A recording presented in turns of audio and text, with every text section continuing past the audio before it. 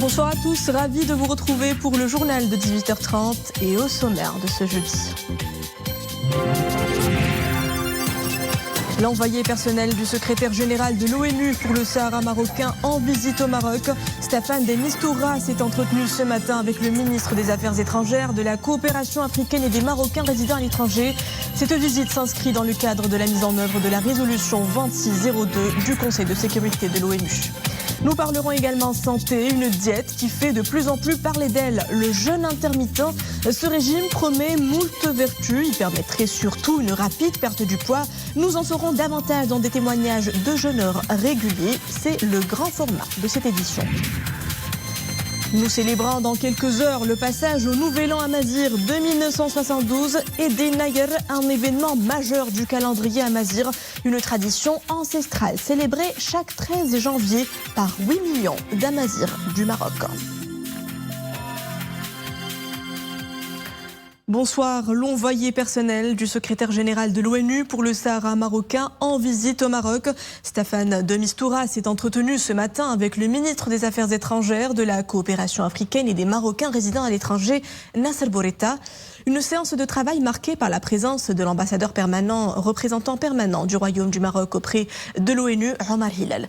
Lors de ces entretiens, la délégation marocaine a réitéré les fondamentaux de la position du Royaume, tels que rappelés dans les discours de Sa Majesté le Roi Mohammed VI à l'occasion des 45e et 46e anniversaires de la Marche verte.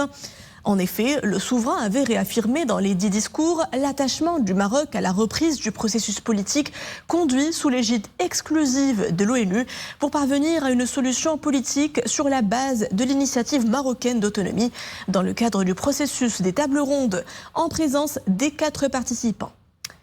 Notant que la visite régionale de M. de Mistura s'inscrit dans le cadre de la mise en œuvre de la résolution 2602 du Conseil de sécurité, dans laquelle l'instance exécutive de l'ONU réitère son appel aux parties à poursuivre leur engagement dans le processus des tables rondes, dans un esprit de réalisme et de compromis pour parvenir à une solution politique réaliste, pragmatique, durable et basée sur le compromis. Conseil de gouvernement, dans l'agenda gouvernemental, le programme Aourache. Nous vous en parlions hier, un projet social qui traduit la haute sollicitude royale envers l'élément humain. 2,25 milliards de dirhams y sont alloués en 2022. C'est ce qu'a annoncé le chef du gouvernement, Aziz Akhnouch, qui a précisé que le projet sera réalisé en partenariat avec les départements ministériels, les établissements publics, les autorités locales, les collectivités territoriales, la société civile et les coopératives locales. Il permettra d'apporter des réponses immédiates aux citoyens touchés par les répercussions de la pandémie du nouveau coronavirus via la création de 250 000 emplois directs entre 2022 et 2023 dans le cadre de chantiers généraux provisoires. Également, à l'ordre du jour de ce Conseil, l'approbation de projets de décret et l'examen d'un accord relatif au transport routier international de voyageurs, de marchandises et de transit entre le Maroc et le Tchad. Tanger Med, le complexe portuaire confirme son leadership dans la région. Un total de 7 173 870 conteneurs EVP, équivalent 20 pieds, y ont été traités en 2021. Un trafic en croissance de 24% par rapport à l'année précédente, résultat de la montée en régime continu du port Tanger Med, après le démarrage successif des terminaux TC4 en 2019, puis TC3 en 2021. Pour ce qui est du tonnage global, plus de 100 millions de tonnes de marchandises ont été manutentionnées pour la première fois dans le complexe portuaire. C'est 25% de plus qu'en 2020. 407 000 camions-tirs ont été traités en 2021, croissance de 14% par rapport à 2020. Ce trafic a principalement été porté par la reprise des exportations industrielles ainsi que par la bonne performance de la campagne agricole et des exports agro-industriels. Ce résultat confirme donc le leadership de Tanger Med en Méditerranée et en Afrique et consolide la position de ce hub majeur pour les grandes alliances maritimes mondiales. Nous y reviendrons plus en détail dans nos prochaines éditions. Covid-19, la question du télétravail revient sur la table. L'exécutif plaide pour les entreprises et les établissements publics s'alignent sur les recommandations du gouvernement. Les salariés sont de plus en plus encouragés à télétravailler. La pratique semble trouver tout son intérêt en cette période de flambée épidémique. Reportage de Sofiane Ibrahimi, Zakaria Moukhenbillah et Nisra El Hamdaoui. Très peu d'employés au siège de cette société d'offshoring de Casablanca. Depuis quelque temps, le travail est en distanciel. Un mode de travail adopté suite à l'apparition du nouveau variant Omicron.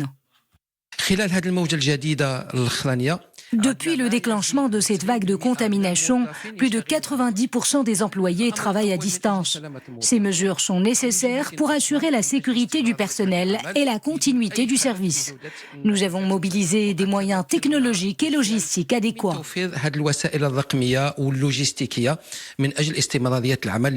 Spécialisée dans l'ingénierie numérique, l'entreprise fournit des prestations dans le domaine de l'industrie automobile et l'industrie aéronautique. La boîte emploie des centaines d'ingénieurs et de techniciens. Notre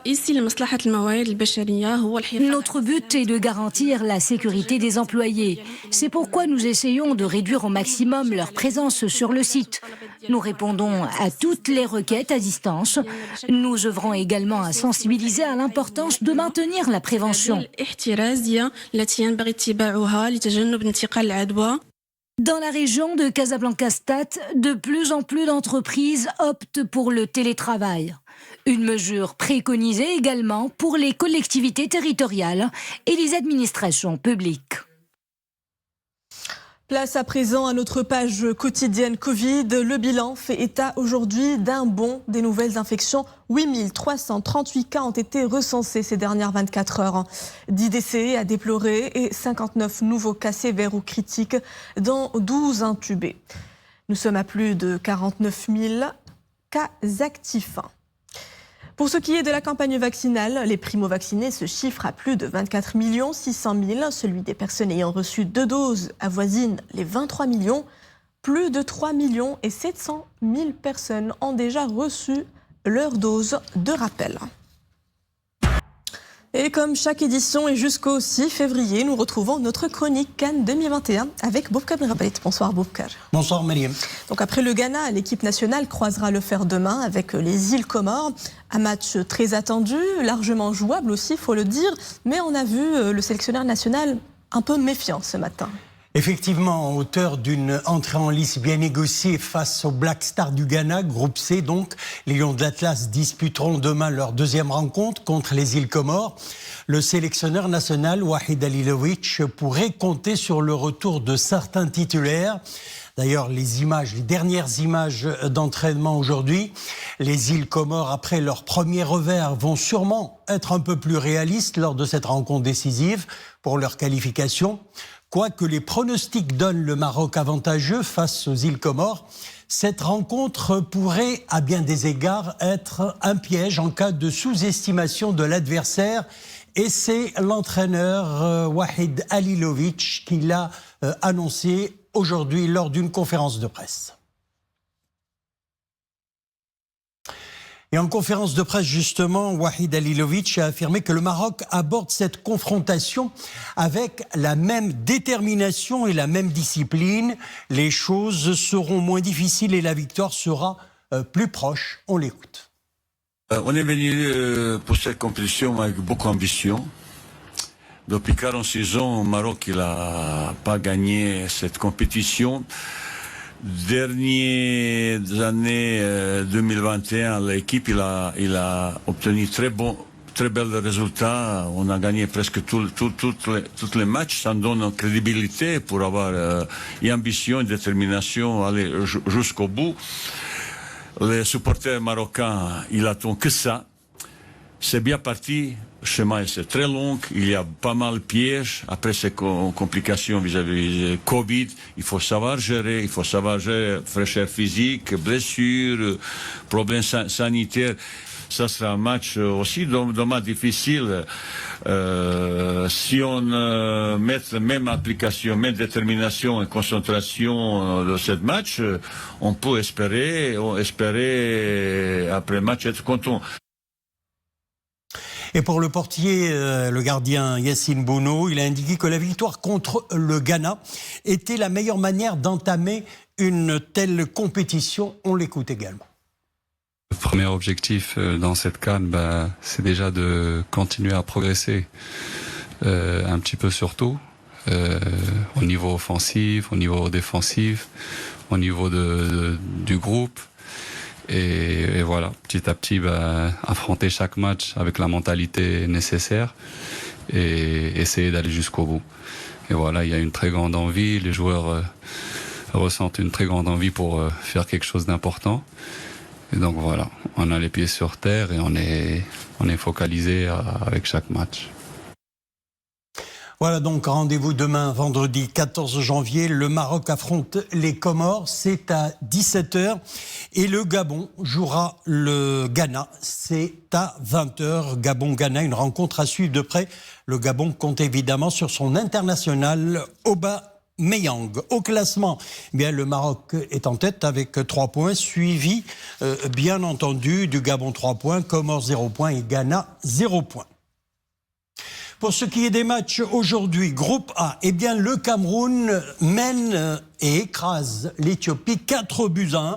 Nous sommes à près de 10 minutes de la fin de la rencontre. Le Cameroun qui inscrit le plus grand score depuis le début de cette compétition et qui met un pied en 8e de finale. Et puis ce soir à 20h, Cap-Vert, Burkina Faso, c'est à 20h donc.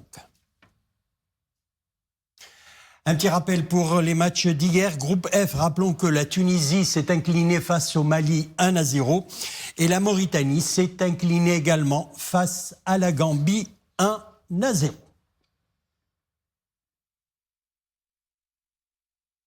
Et on termine, Boubkar, avec le meilleur joueur de football du continent. Ce soir, c'est un légendaire buteur congolais des années 70 que vous nous présentez. Effectivement, il a passé l'essentiel de sa carrière au sein du CAR Brazzaville, international à plusieurs reprises. Il marqua le football de son pays, de son empreinte plutôt, inscrivant souvent des buts décisifs. Il s'appelle Paul Mulika, c'est son nom. Il joua dans les rangs du Racing Club de Strasbourg. Paul Mulika était un footballeur complet, doté d'une bonne frappe des deux pieds.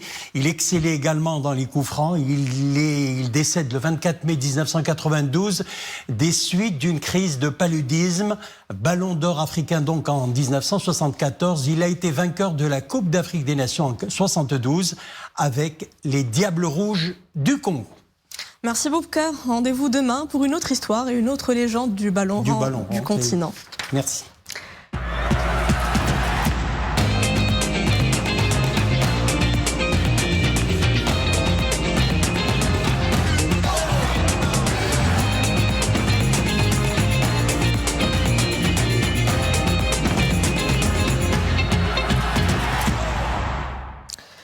La police nationale espagnole a annoncé aujourd'hui le démantèlement d'une organisation internationale basée en Espagne spécialisée dans le trafic de psychotropes et l'introduction de cette drogue au Maroc. Cette opération a été menée par le service de surveillance douanière de l'agence fiscale et le centre de coopération policière de Tangemed de la direction de coopération internationale à travers la direction générale de la Sûreté nationale du Maroc. C'est ce que précise la police dans un communiqué. L'enquête a permis la réalisation de la plus importante saisie de ce genre de drogue en Espagne. 200 000 comprimés de la famille des benzodiazépines. L'arrestation de 8 personnes et la saisie de plus de 500 000 comprimés psychotropes en Espagne et au Maroc. Il serait un allié précieux de notre système immunitaire. Le jeûne intermittent serait une véritable cure de jouvence pour notre organisme. Ce soir, on se penche sur ce type de jeûne assez particulier. Le jeûne intermittent, c'est un régime plutôt prisé pour ceux et celles qui désirent perdre des kilos rapidement et sont trop se priver. Mot d'emploi dans ce reportage de Meimar Mleh, Hamza Sayeh et Jihad Libri. Des kilos en trop qui pèsent lourd sur le moral. Comment s'en débarrasser? Chacun a ses techniques. Sana suit depuis 3 ans le jeûne intermittent. C'est visiblement la tendance du moment. Mais de quoi s'agit-il au juste? C'est un régime où on alterne une période de jeûne et une période où on peut s'alimenter d'une manière normale. Donc il y a plusieurs variétés de jeûne intermittent. Donc soit on jeûne une journée et puis le lendemain on mange d'une manière normale. Soit on jeûne 2 jours par semaine et puis 5 jours on mange d'une manière tout à fait normale. J'ai un peu choisi le jeûne intermittent parce que ça répondait à mes exigences. Vu la nature de mon travail, ça me permettait de prendre un repas avant de sortir au travail et un repas quand je rentre avec une petite collation au cours de la journée pour ne pas tomber dans l'hypoglycémie. 2 repas largement espacés au lieu de 3. Voilà donc la clé de ce régime. Seul impératif, s'abstenir de manger pendant au moins 14 heures sans pour autant se priver de liquide. Et vous ne sentez pas un peu un état de fatigue ou que votre corps réclame de la nourriture pour que vous puissiez dépenser de l'énergie? Absolument pas. Peut-être que c'était le cas au tout début, où mon corps s'adaptait encore au rythme d'alimentation qui était différent, qui était nouveau pour mon corps. Mais par la suite, non, c'était au contraire, c'est quand je rajoute des repas ou quand je fais des écarts où je me sens pas bien. Pendant ces 14 heures de jeûne, le corps puise dans ses réserves. Aucun signe de déshydratation ou de grosse fatigue ne font surface. Mais attention, ce jeûne n'est pas adapté pour tous. Ce qui pousse notre corps, bien sûr, à puiser dans ses réserves de graisse pour avoir de l'énergie et de cette manière, on va perdre du poids. Très important de respecter cet équilibre alimentaire pendant cette période-là parce que souvent, qu'est-ce qu'on rencontre chez des gens qui suivent un régime, par exemple un régime de jeûne intermittent d'une manière indépendante ou anarchique. Donc, ils zappent un repas, mais pendant les 2 repas où ils mangent, et ils provoquent des carences parce qu'ils ne peuvent pas d'elles-mêmes pratiquer ou établir un équilibre alimentaire qui se base sur un apport adéquat en termes de protéines, lipides et sucres et bien sûr minéraux et vitamines. Plus qu'un régime, le jeûne intermittent est aujourd'hui un lifestyle des temps modernes. Et avant de clore ce journal, nous célébrons donc dans quelques heures le passage au Nouvel An Amazigh de 1972. Et Nayar, l'événement revêt une grande symbolique, une fête ancestrale célébrée dans la convivialité et l'esprit de partage, comme nous le verrons dans ce reportage à Tiznit de Hijab Tamek avec un récit d'Oumé Marramli. Sur ces tables, ces plats fleurent bon une histoire plurimillénaire. Tous ces délices sont purement amazighs et ils sont préparés avec amour par ces femmes originaires de Tiznit chaque Idi Nayar. Le Nouvel An Amazigh, l'occasion de mettre en avant toute la richesse de cette culture et de célébrer le partage avec générosité.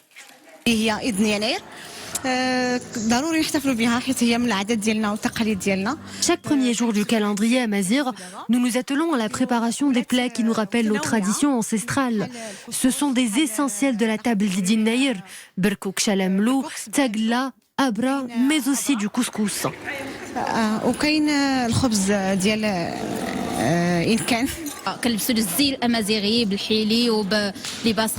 Pour les femmes amazighs, c'est un grand jour. Nous mettons nos plus belles tenues et nous cuisinons des plats amazighs et dansons sur les rythmes de nos ancêtres. Des repas à déguster en famille, comme le veut la tradition amazigh. Chez nous, cette journée est toujours célébrée avec le même enthousiasme. C'est un rituel que nos grands-parents nous ont transmis et que nous transmettons à nos enfants. Une célébration qui tire son origine de l'activité agricole. Idi Nayar symbolise une nouvelle année agricole que l'on espère prometteuse. Asgas Samaino, Ifulkin à tous, et c'est ainsi que prend fin cette édition. Merci à vous de l'avoir suivi. L'info est de retour à 20h30 avec le journal Raïsia. Et demain, retrouvez Nesrina Ousdar ici à la même place, toujours à 18h30.